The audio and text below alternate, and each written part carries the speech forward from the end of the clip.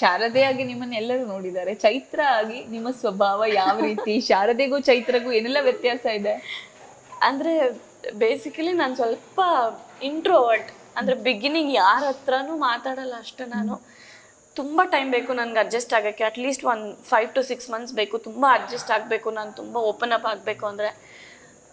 But once ನಾನು ತುಂಬ close ಆಗಿ ಓಪನ್ ಅಪ್ ಆದರೆ people know me, I am very naughty, I am very ಟಾಕಟಿವ್.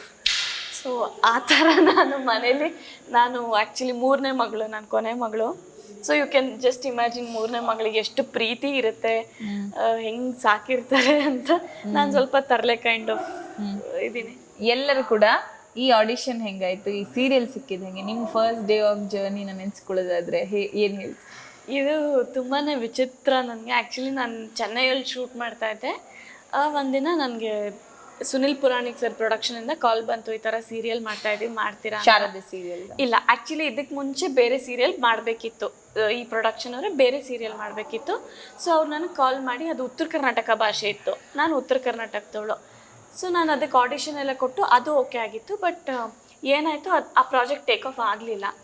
Then ಸಡನ್ನಾಗಿ ಮತ್ತೆ ಫೋನ್ ಮಾಡಿ, ಇಲ್ಲ ಆ ಪ್ರಾಜೆಕ್ಟ್ ಮಾಡ್ತಾ ಇಲ್ಲ ನಾವು, ಇನ್ನೊಂದು ಪ್ರಾಜೆಕ್ಟ್ ತೊಗೊಂಡಿದ್ದೀವಿ, ಈ ಥರ ತಮಿಳ್ ತೆಲುಗು ರೀಮೇಕು, ಸೊ ಇದನ್ನು ಮಾಡ್ತೀರಾ ಅಂತ ಕೇಳಿದ್ರು. ಐ ವಾಸ್ ಲೈಕ್, ನೋಡ್ತೀನಿ, ಜಸ್ಟ್ ಟ್ರೈ. ಬಿಕಾಸ್ ನಾನು ಆಗ ಚೆನ್ನೈಯಲ್ಲಿ ಶೂಟ್ ಮಾಡ್ತಾಯಿದ್ದೆ. ನನಗೂ ಅಲ್ಲಿ ಹೆಂಗಿತ್ತು ಅಂದರೆ ತುಂಬ ಕಷ್ಟ ಆಗ್ತಾಯಿತ್ತು. ನಾನು ಒಬ್ಬಳೇ ಬೇರೆ ಇರ್ತಾಯಿದ್ದೆ, ಹೆಲ್ತ್ ಅಪ್ಸೆಟ್ ಆಗೋದು, ವೆದರು, ಫುಡ್ ಯಾವುದು ಸೆಟ್ ಆಗ್ತಾ ಇರಲಿಲ್ಲ. So I was looking for some opportunity here. 2-3 ಬಂತು, but still I choose this because ನಾನು ಮಾಡಿರೋ ಅಷ್ಟು ಕ್ಯಾರೆಕ್ಟರ್ ನನಗೆ ಒಂದೇ ಥರ ಅನ್ನಿಸ್ತಾ ಇತ್ತು. ಆ್ಯಂಡ್ ಬಂದಿರೋ 2-3 ಆಪ್ಷನ್ ಕೂಡ ಸೇಮ್ ಅನ್ನಿಸ್ತು. And this was something different which I wanted to try.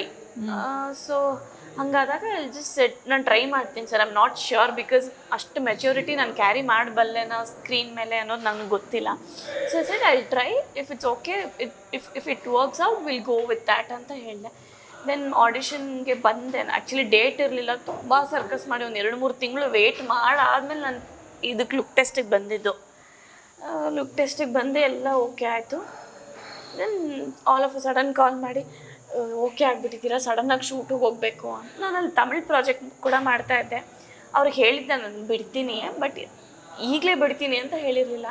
ಅವ್ರಿಗೂ ಹೇಳಿದೆ, ಸರ್ ಈ ಥರ ನಂಗೆ ಹೆಲ್ತ್ ತುಂಬ ಅಪ್ಸೆಟ್ ಆಗ್ತಾಯಿದೆ, and I've got a opportunity. But thanks to them, they were so sweet.